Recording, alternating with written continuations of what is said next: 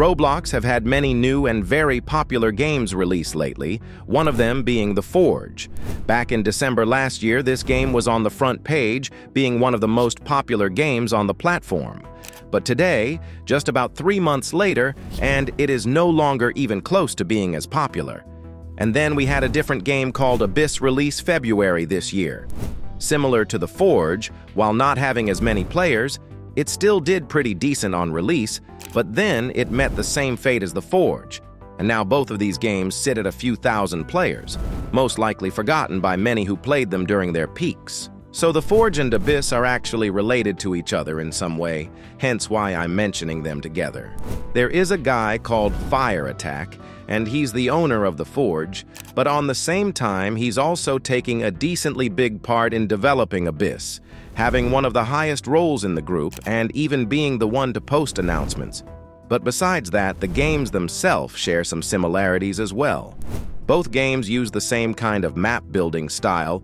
Both of them also have this linear progression where player earns more money to get better stuff and then unlock new areas. And both games use the same races. In The Forge, you re-roll races which give you buffs, and in some cases even passives. In Abyss, you re-roll races, also get buffs and passives. Both games even have the same 3 slots for races, of which 2 are locked behind either levels or currency. But what also bonds these two games together is how their player counts have changed over time. As said, The Forge had a very strong start and very quickly reached the front page, and even hit over 1 million players, which is an impressive milestone, especially considering how fast The Forge managed to achieve it. And many believe that this game might even create its own trend on Roblox, while also being the brain rot killer, since brain rot games were slowly losing players already then. And now you had this game release which got this many players so fast. And it did have a lot of support. The owner of the game has his own channel and made a video related to The Forge and its development before it released, which got over 1 million views. And in general, you had plenty of bigger and smaller content creators make videos on the game too, which only helped the game to become more known. But its popularity did not stay for that long, because after a successful December, the player count only kept going further down. And at this point, it went from hundreds of thousands of players to a few thousand players. And as for Abyss, while this game wasn't nearly as popular as The Forge and peaked at 126,000 players, it basically followed the path of The Forge. Although you could even argue that it ended up in a worse state, because it took the game just 1 month to go from 50,000 to 5,000 players.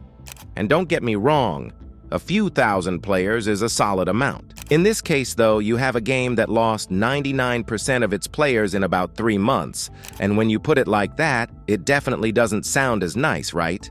Take Grow a Garden as example. The game has plenty of players but gets called dead because of the same reason. It used to get much more players than it does today and is no longer talked nearly as much about.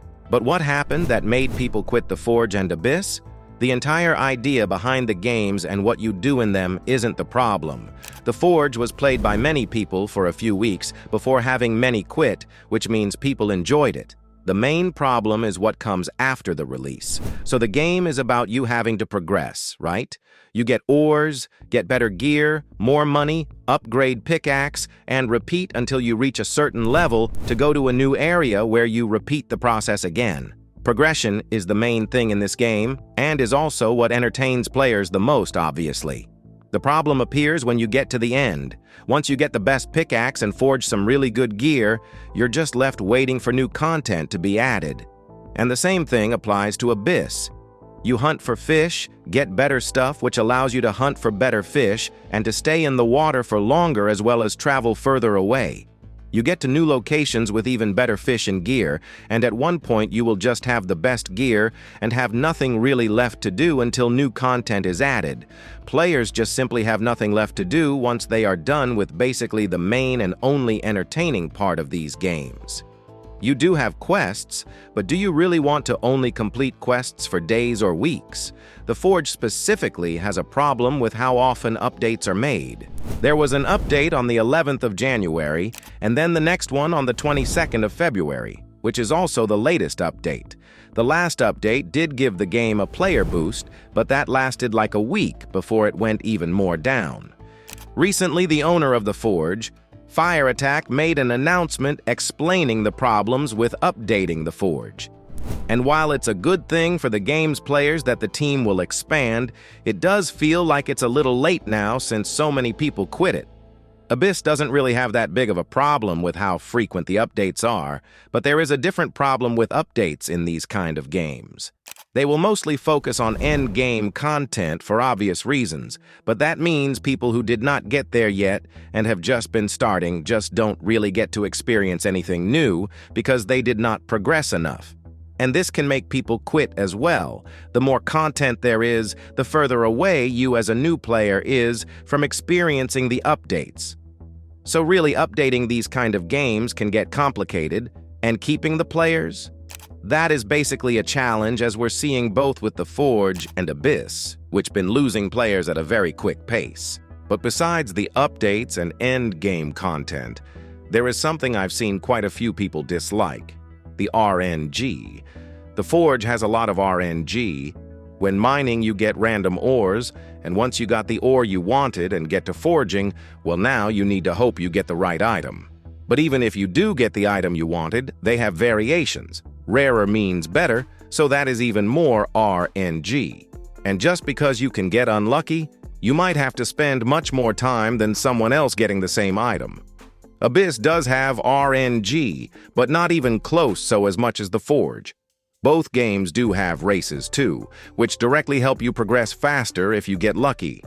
When there is too much luck involved and not players' skill when it comes to how fast you progress, it can get pretty annoying. Even I personally had the case when I failed to get a heavy chest plate with 75 and 80% in a row, which was annoying since it felt like I wasted the good ore. And so, with all the problems both the Forge and Abyss have, it shows why so many people are quitting them. The Forge has official Twitter account, and the last post is from January, so they haven't even posted anything about 2 previous updates, which is weird. And the said latest post also wasn't really met with positivity from players. So obviously the state these 2 games are in isn't really looking that good. And some may wonder, can one of them make the same comeback that Fish did? I highly doubt it, because in this case what made people quit is just them getting bored. And seeing that the states of both games aren't getting better even when updates are posted, I doubt we'll see the Forge or Abyss do any better at this point. Anyway, make sure to like and subscribe if you enjoyed this video. I will be making a Q&A video once the channel hits 25,000 subscribers. I would appreciate it. You can watch one of these videos while waiting for a new one. They are good too. Join my Discord server or try our game with links in description, and I will see you soon.